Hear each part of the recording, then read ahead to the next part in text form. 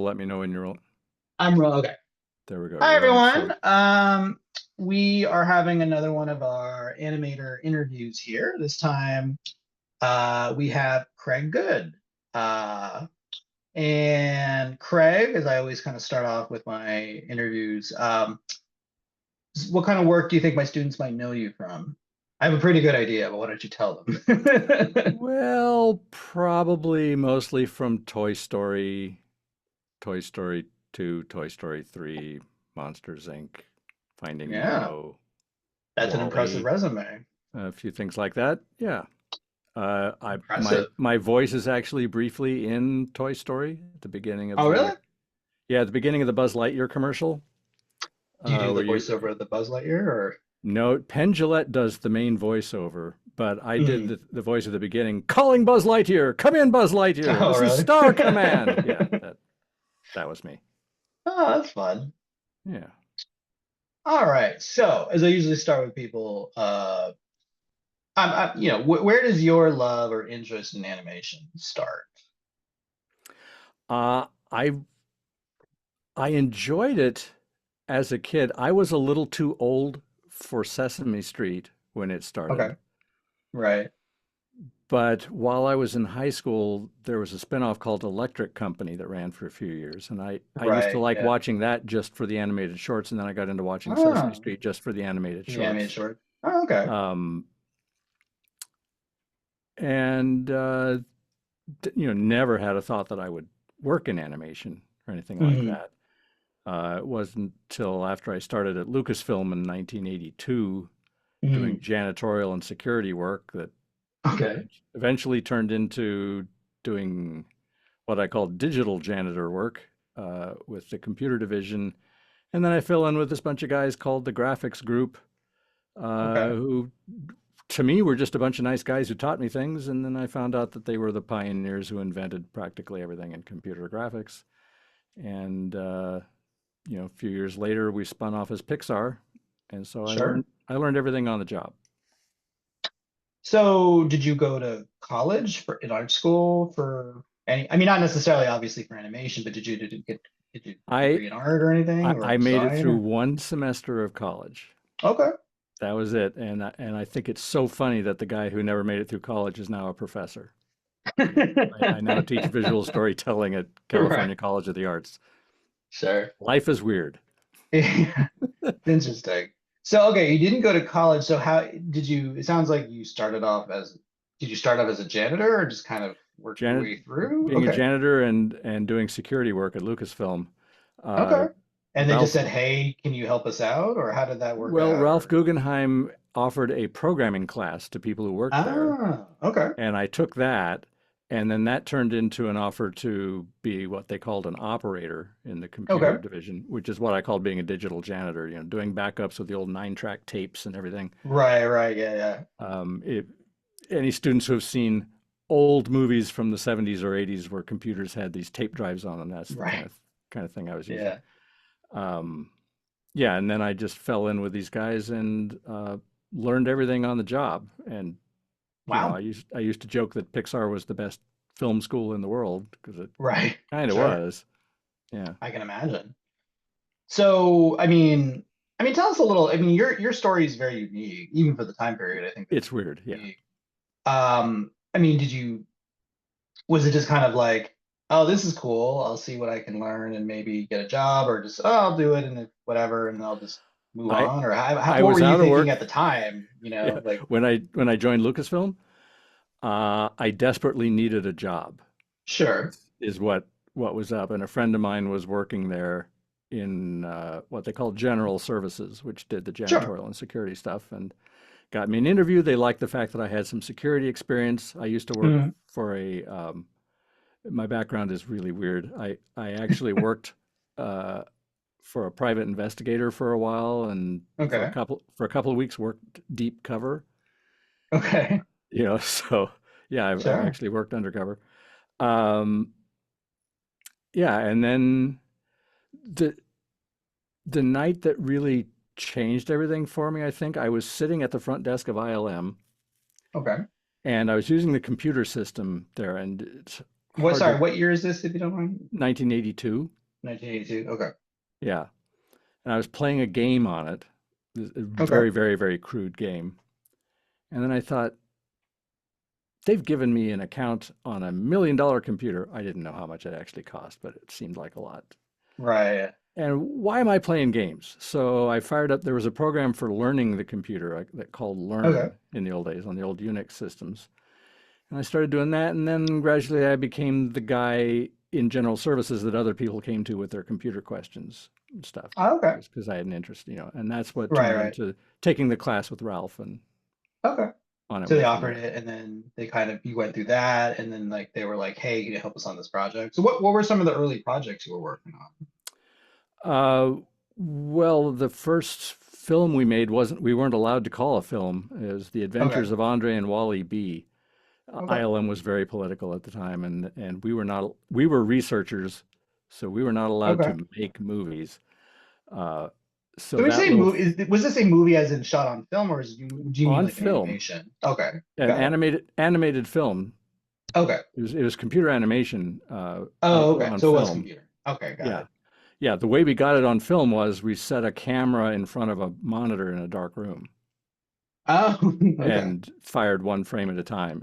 Yeah. Yeah. It was very good. It was 512 by 488 was the size of the frame buffer we could use. Um, and weirdly, if you have Disney Plus, you can find The Adventures of Andre and Wally B on the Pixar channel. I'll check it I don't know out. how it ended up there. Yeah, I know a lot about a lot of those early shorts. I hadn't heard of that one before, so I'll yeah. see if I should check that one Um, out. so that was 84. In 85, we did the first ever CGI character uh, that was composited into a live action film. It was a stained glass night for a movie called Young Sherlock Holmes. Yes, I do. I always put that in the history of animation. Yeah, I Yeah, remember that. It's been a long time since I've seen that movie, but yes, that is usually remarked it's as the first use of 3D graphics composed into a movie. yes, Yeah. it was that, and also the first rack focus shot in CGI. For a long time, it was the only one because it was really hard to do. Um, then we started making shorts to show at a computer conference called SIGGRAPH, Right, and yes. that's when we did Luxo Junior. By the way, guys, if you don't know what SIGGRAPH is like a sort of conference for specifically computer graph. I've been to it. I haven't been to it since October, but like, yeah, it's kind of like I don't know the best way to describe it. It's like Comic-Con, but for computer But graphics. for computer graphics. Yeah, that's pretty close. Fewer costumes, more computers. Fewer Yeah, costumes, more academics, but yeah, it's like kind yeah, of part academics, part people showing stuff that they've done, right. part people promoting whatever movie or animation they've done. It's kind of a little bit of all that kind of stuff. Yeah, there's always a big film show where people show, Yeah. the latest things. Yeah. So you're working, you're doing you did the compositing for Young Sherlock, you're doing stuff for Seagraph. Um, what's your thought process? You thinking, oh, these things are gonna get shown, or is it just like, oh, these are fun like experiments that we're doing and There kind were of there were fun things that we were doing, and they drove our research. Mhm.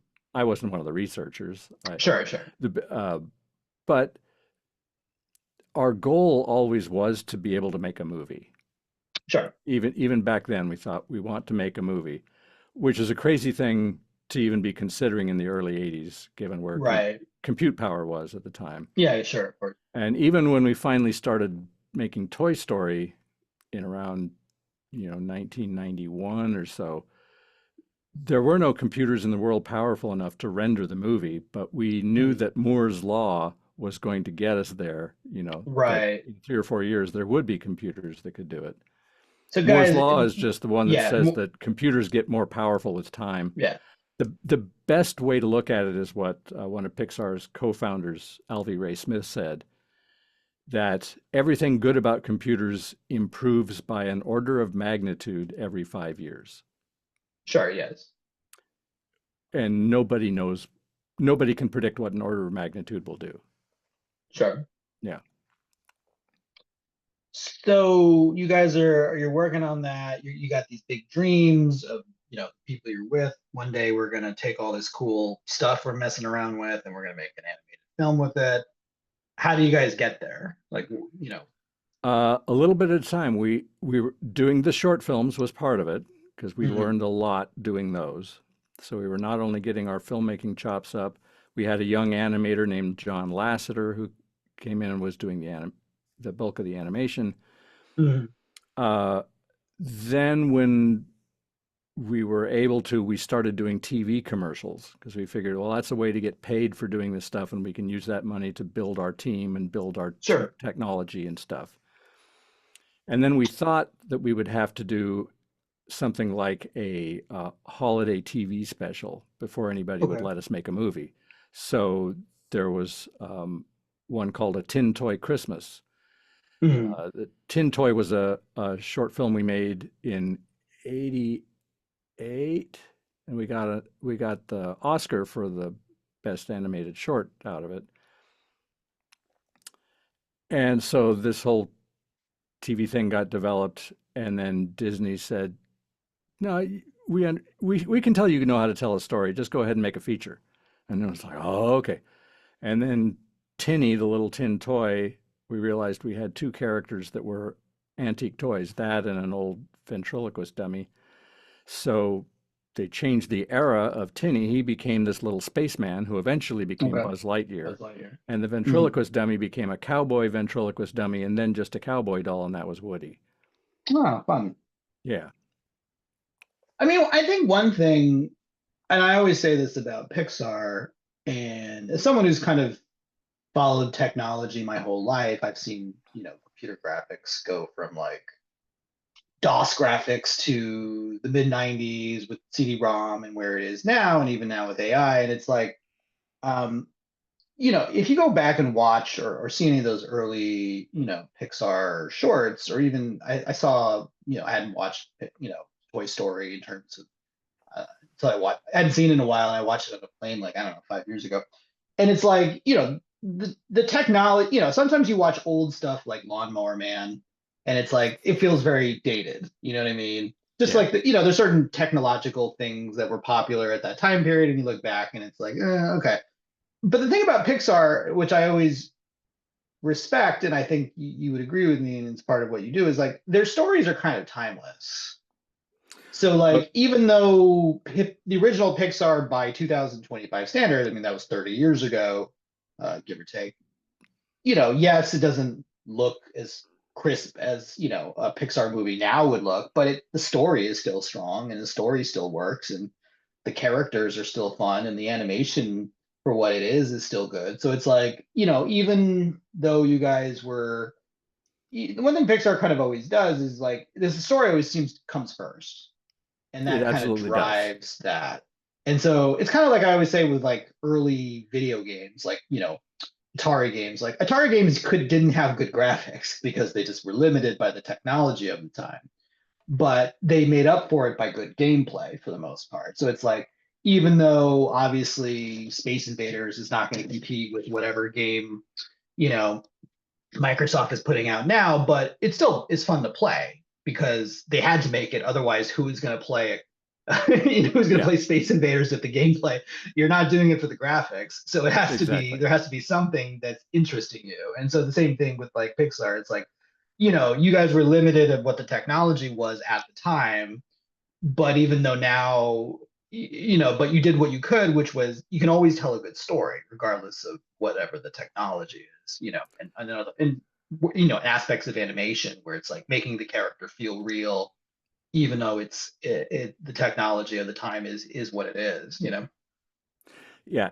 Ed Catmull, our founder, told the world when Toy Story came out, this is the worst movie we'll ever make. And technically it is. You know, it's Sure, yeah. very crude by today's standards. But we knew that, and we knew we were going to have the very first CG movie, CG Right. feature film, and that look was going to dazzle people for about 10 minutes. Right. And if the story Sure. wasn't good, people were going to check out, exactly like you're Right, saying. right. So at Pixar, story really is king. And a lot of work went into that. One of the things I said back in the day that turned out to be true, so I said when the history of this kind of animation is written, the story department on Toy Story is going to be the hero of the story. Yeah, no, I would totally agree with And that. they really were, yeah. So you make the characters work. Um, our definition of animation, as taught to us by John Lasseter, Mhm. is that if the audience believes that what a character does is the result of a thought process, then that character is alive. Can you explain that a little more for my students? Like Sure. what you mean by like, can you just kind of So pull it out a little? animation is not just making things move around. I mean, technically, I could Sure, animate, a ball just translating across the screen, sure, and that's animation, right? sure. But if I convince you, the viewer, that that ball is thinking about something, Hmm. that what it does is the result of what it's thinking and feeling, then that for you, that ball will be alive. And you can go back. Right. I would encourage everybody to go find the old Chuck Jones movie, Dot and Line, I think it's called, where the Oh, yeah, yeah. characters are a circle and a line. Hmm. That's it. No little eyeballs, no little hands, right? Right, right. And they're completely alive. They're two characters that interact, and it's wonderful.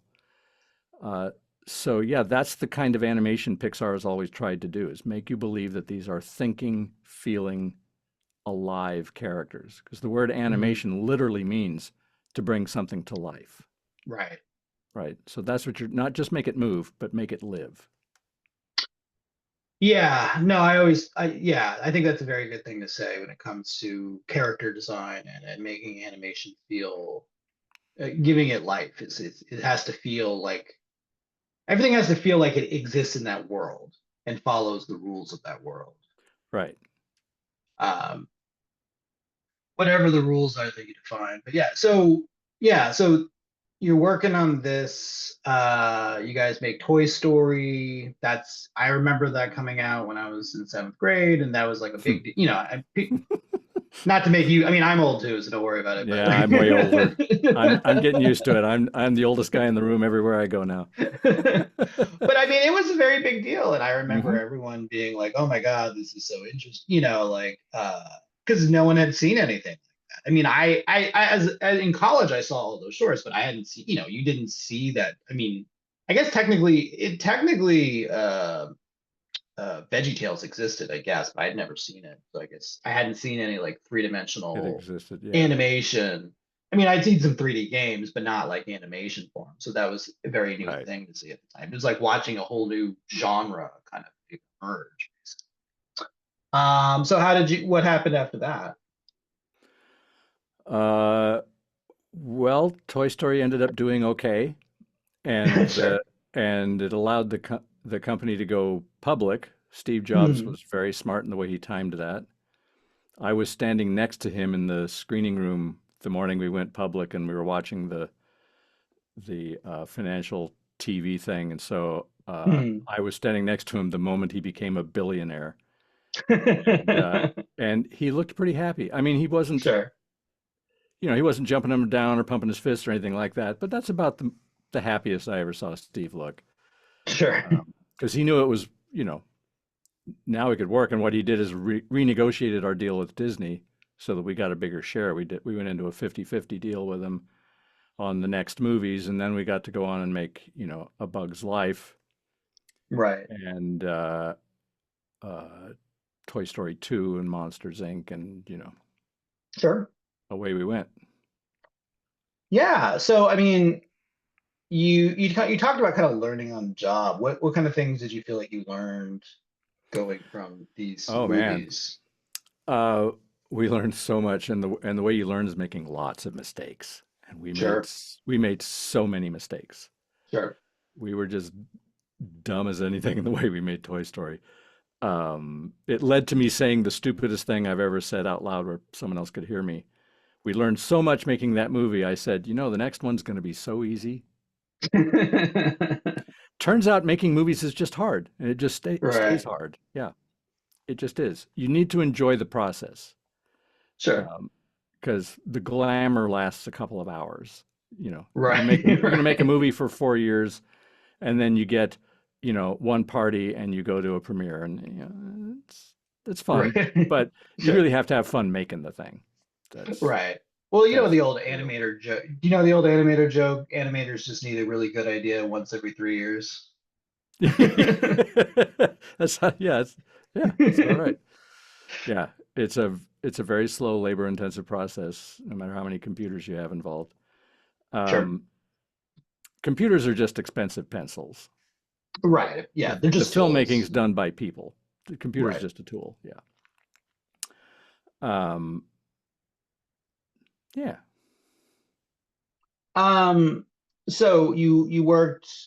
I know that you eventually kind of went from animator to kind of a layout artist. Do you want to talk a little bit about that or some of the other stuff you did? Yeah. I started doing layout really pretty early on in the old short films when we Mm, realized it was really hard to put a scene together to do 3D. It was like writing a little program almost for okay. each shot. And then someone had to get the camera set up and get all the right models in place and all that. And it was kind of a waste of John's time to be doing all that. So Hmm. it was actually Bill Reeves came up with the idea of doing this layout, and we borrowed that term from Disney. Okay. In traditional 2D animation, layout is doing painting the backgrounds. Right. Yeah. Things go on, right? But that defines where the camera is, your point of view and all that. So I jumped in and started doing a lot of that. And in the old days, when there were so few of us, we all did a little animation. We did a little of everything. Sure. I did some minor characters and stuff. Uh, and then when we started Toy Story, an example of how stupid we were, we said, okay, Craig can be the layout department. So when we started production, I was the only person doing layout. We thought, Mm. yeah, Craig can just put the shots together and then the animators will animate them. Turns out it's a much bigger job than that. So I had to get a lot of help. Um, but layout is the basic filmmaking uh, step. Would it be helpful at this point to describe Pixar's production pipeline? Yeah, I think I would. I mean, you don't have to go through every detail, but just kind of give a Just general really quickly. overview. So, Yeah. as we said, it starts with a story, usually a Sure. script. Then it goes to the story department where they do an animatic, which is hand drawings. It's kind of like comic book drawings, but all strung together and put on film or Right. tape. And while that's going on, other people are building the models. So there's Mhm. modeling and rigging and all of that. Sure. Once you have approved story reels and uh, enough modeling done, then the layout department takes those and the camera and puts everything together to make the shots of the movie. That's where the Hmm. movie first exists in 3 dimensions, yes, as being Right. a movie.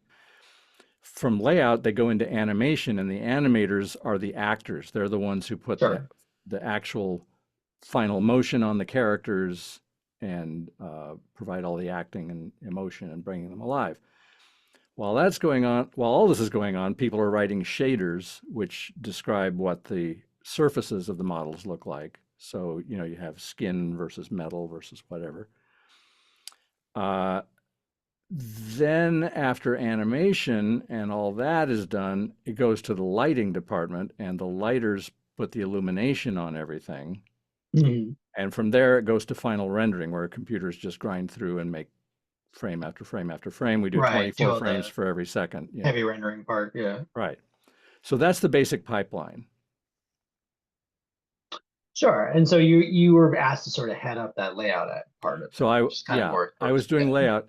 Then on A Bug's Life, we realized that we needed somebody senior who knew the camera really well to Mhm. babysit the camera from animation on through the end of production because Mhm.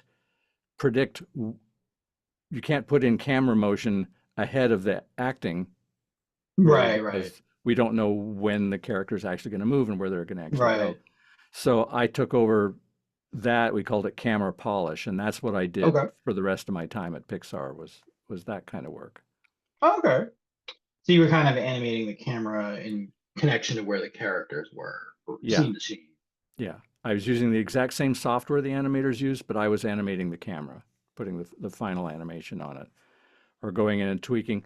Nice thing about animation, the way we do it, is that all of our characters are essentially motion control. You can think of them as puppets that are Right. programmable, right? Sure. So once the animator has done the acting, if the editor said, well, we need this same shot, but from a slightly different angle, I could go in and move the camera and the acting's all still Right. there, right? I could tweak where the You're camera right. was. So I was doing that sort of thing too. So it sounds like your job is to choose the right shot for the animation to occur. So it's like the camera Yeah, needs to be a little bit up or down or over the shoulder or layout whatever. would do that. Of course, getting feedback mostly from editorial, but also from the director. Sure, sure. But you iterate, you build a lot of shots and throw a lot of stuff away, Right, of course, yeah. right? Because it's too expensive to throw away stuff that's been animated. Yeah, as the old kind of saying goes, measure twice, cut once kind of situation.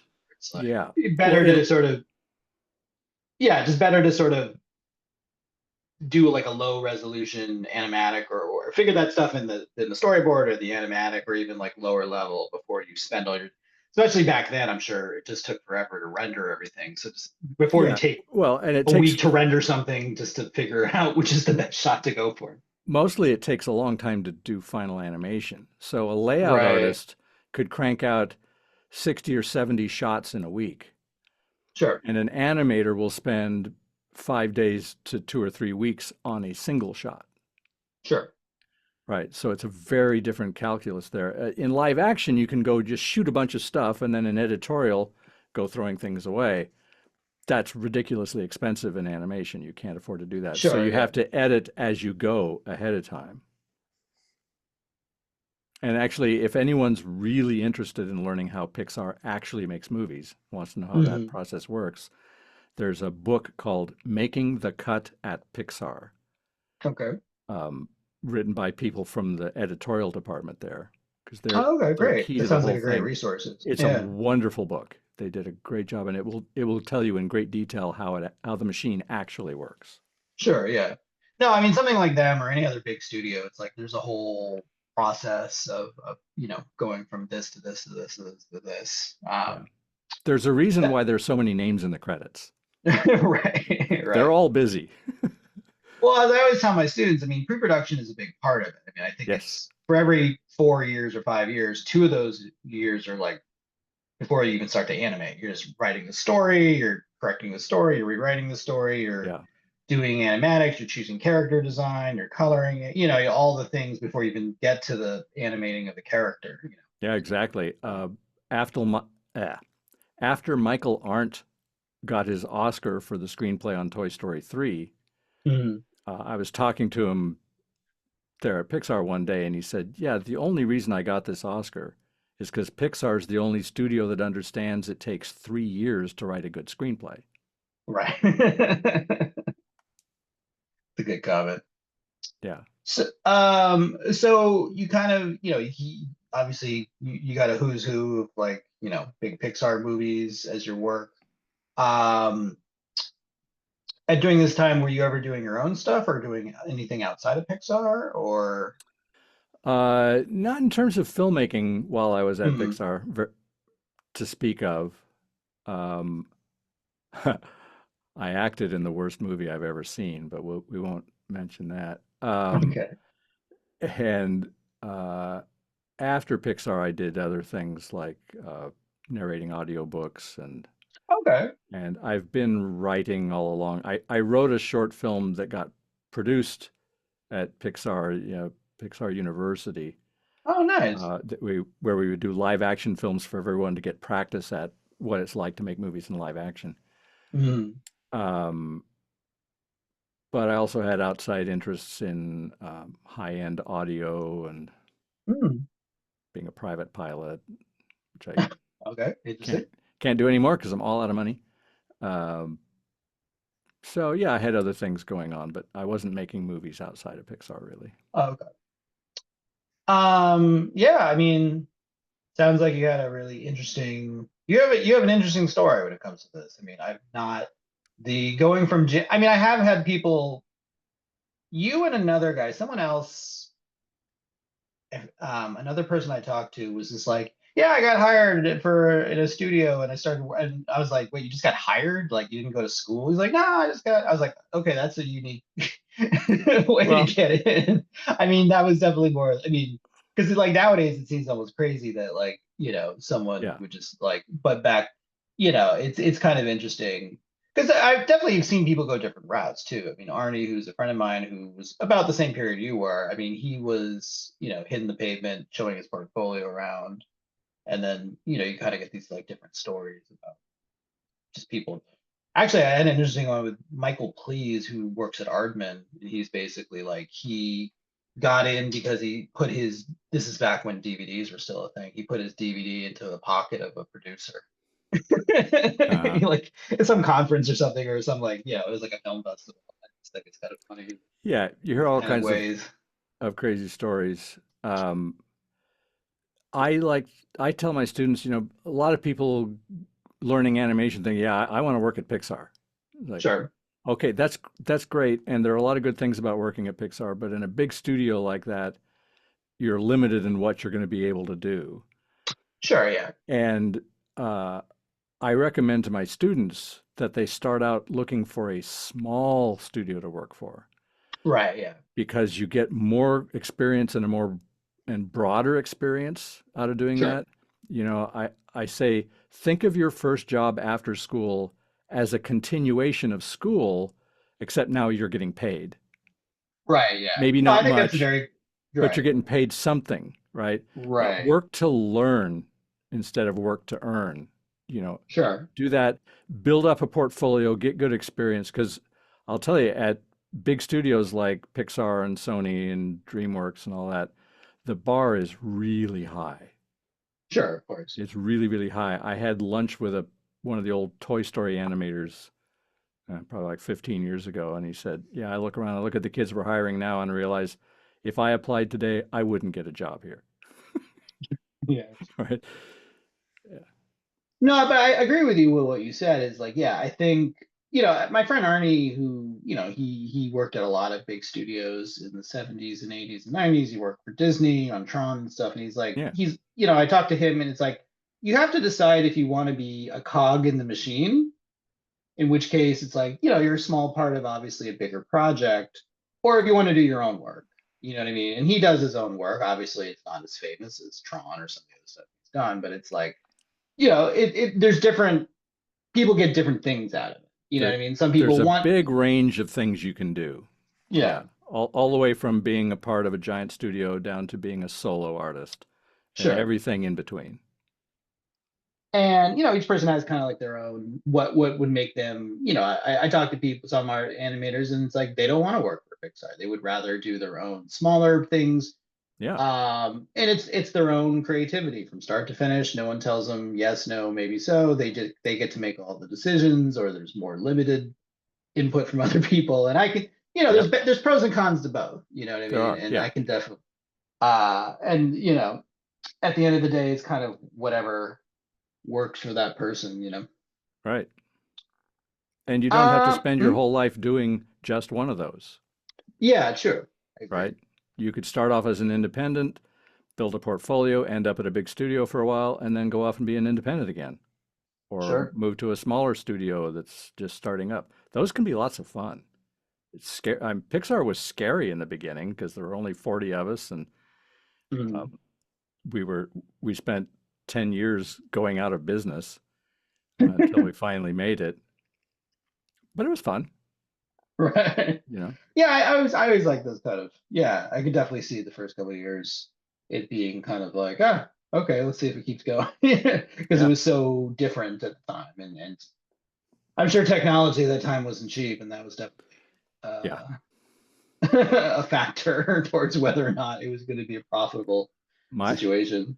my workstations, I had to use two of them on Toy Story, and they had to have uh, so much RAM put into them because I needed to run shots with all the characters in them. An animator can just Right. run the one character they're animating, right? I had to run bunches of characters and it took tons of memory. So we had to spend huge amounts of money to get 190 megabytes of RAM into that thing. I know. right? RAM was wicked expensive in 1992. I remember. I still have all my Yeah. old I have some old early 90s floppy disks, the hard disks, All And I right. looked at it. There's one in my car right now, and an IT person gave it to me, and it was like I think it holds like 3 MB. And I was like, I was just like, Maybe that, okay, that would be a fancy one. Yeah. yeah, and I was just like, maybe it might have even been less, but it's just like, oh man, that's just funny to think now where like 3 MB would barely hold a high resolution Yeah. image and things like that. But so one thing I always kind of ask the people I interview, where do Mhm. you see animation going? Wow, that's a big one. Um, It is. Referring back to that whole thing of computers getting an order of magnitude more powerful every 5 years, I Mhm. think anybody trying to make a prediction is nuts. Okay, that's a Um, fair comment. yeah, I don't think human beings are very good at orders of magnitude. It's like, what, 10 But times more, you know? I'm not even But saying technology. I mean, like maybe are you yeah, saying that like you think AI is going to have a bigger influence, or do you think people are going to I go? don't know that so far I'm not very impressed with the AI. Well, okay. We've opened that can of worms. AI is kind of a marketing term now, and it doesn't Oh mean yeah, I mean, I'm much. not going to get into that either, but It yeah, doesn't mean much. There, there's machine learning, which gets called AI, that's going to help artists tremendously, and already is starting to doing things called rotoscoping. If you yeah, guys yeah, know I what can definitely see rotoscoping, yeah, that. Yeah, yeah, that of kind of course. thing, and motion capture and all that. That stuff is going to make people so productive, and it's going to help creativity so much. It's really great. The generative AI that I've seen so far, I haven't seen any that really looks like a production tool to me yet. They're all just fancy demos, you know. Yeah, I mean, I must admit, I haven't looked. You probably looked into it deeper than me, but it seems like if you want to make a 5 second TikTok video, sure, but anything beyond Right. that, it's like Yeah. it can't hold the character together. The You need story to be just able to falls iterate. apart. Like, yeah, Yeah, at Pixar, an animator will show their work in progress, and then the director will give notes, and the animator goes back and makes subtle changes to that acting. right, right. Right now, But you can't do that with AI. you can't do that with Right. that kind of AI. Yeah, so I'm sure there will be, um, I'm sure there will be progress there. Already, what we've seen is that uh, the line between animation and live action is pretty much gone. Sure, yeah. Um, I, I'm I'm the old codger who's upset that they made a an animated film category at the Oscars. Okay. It's stupid. They did it because Toy Story frightened some people there. They said, no, we can't let these kiddie cartoons into our club. Mm, So they created this ghetto. Animation is not a genre. It's just another technique for making things. sure. And look at any of the Disney live action remakes of their old animated films and tell me they're not animated. They're, oh, wow, I just triggered balloons. That's good. Um, their animation, they're just photoreal style animation. And I Right, of dare course, yeah. anybody to come up with a definition of animated film that uh, excludes any of the big Marvel movies. Oh yeah, no, I mean my this is a yeah, I understand what you're Yeah, saying. Me and my friend's been saying that going back to like the third Matrix movie, where it's like, at what point is the third Matrix not an? I mean, most of it was computer right. generated. I And mean, most of the effects, yeah. my contention is that it doesn't matter because Right, animation is sure, just filmmaking. It's just another way of doing filmmaking. sure, Um, and the stories are what really matter, not the technique, not the kind of film, not the kind of camera, not the kind of computer, right? It's, as we sure. talked about earlier, it's the story. So I'd like to think that in the future, animation won't be considered this separate thing, that it'll just be, oh, this is how we do this kind of story. You know, there are some stories you Sure, can yeah. tell better using this tool than you can with that tool, and probably it's going to be a mix of the tools, Sure, yeah. right? I mean, if you look at something like uh, the the recent TV series Andor, Okay. um, as Craig Mazin called it, he's the Craig Mazin is the guy behind Chernobyl and The Last of Us. He was talking to the showrunner on it and said, you know, it's like Star Wars, but it's good. And it really is. It's the story that's so good. They're not doing special effects just to look amazing, although they do Right, look right. amazing. They're doing Sure. special effects. They're doing visual effects to look real and to tell a Right. story. And they have really good performances and really great dialogue and a really wonderful story. And that's why I think it's probably the best Star Wars property that has been since the original three movies, you know. Oh, okay. I haven't seen Um, that. I don't think I've seen that one. and But good luck finding the line between what's visual effects and what's practical there. They sure, yeah. they blended that so seamlessly. There's stuff that's practical that you wouldn't guess is practical, and there's stuff that's visual Mm, effects that you would never guess are visual effects.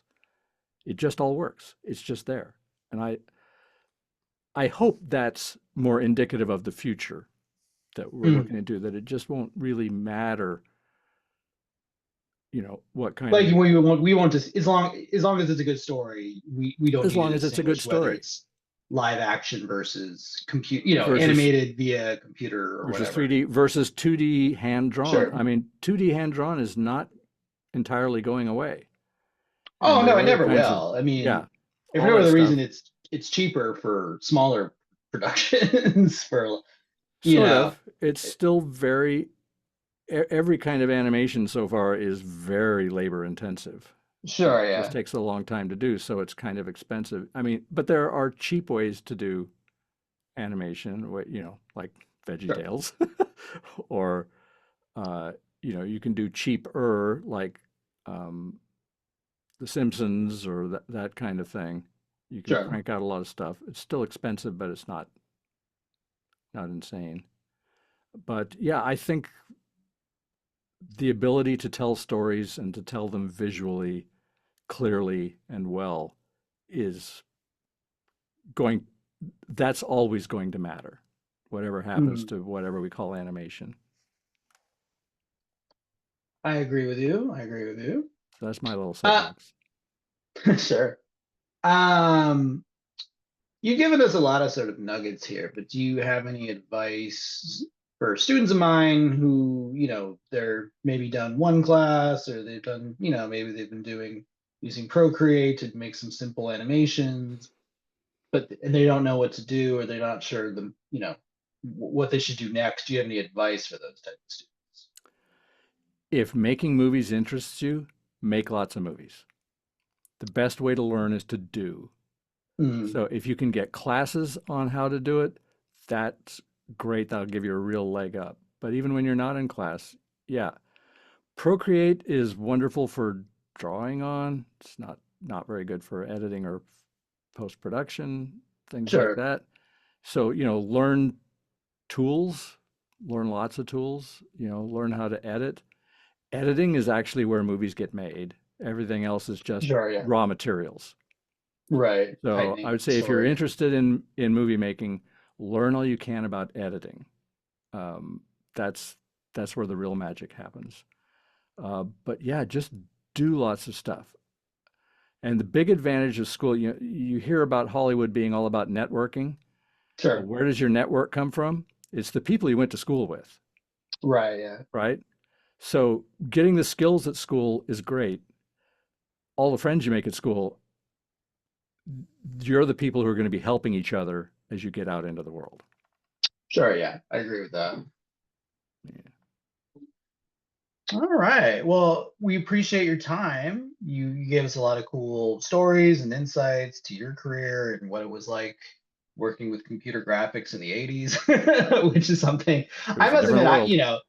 I remember using computers in the 80s, but I wasn't doing what you were doing. So it's kind of interesting for me to hear about that kind of stuff. I mean, you kind of hear Yeah. about it, but it's always interesting to hear it firsthand as opposed to like in old, you know, books and stuff like that. So, if students want to see any of your work or see any, do you have anything to promote or like a place where they can find your work to see it or your drawings or I don't know what Yeah, you have to I promote? don't really draw. I do. Okay. Yeah, most of the work they're going to find is on the old shorts and a bunch of the Pixar features. If you're a speed reader, you can find my name going by in the credits. Sure. Yeah. All right. Well, if you don't have anything to promote, we appreciate your time and thanks so much. Okay, thank you. All right, before you stop recording now, I line that up with the camera. So there's a tail slate. So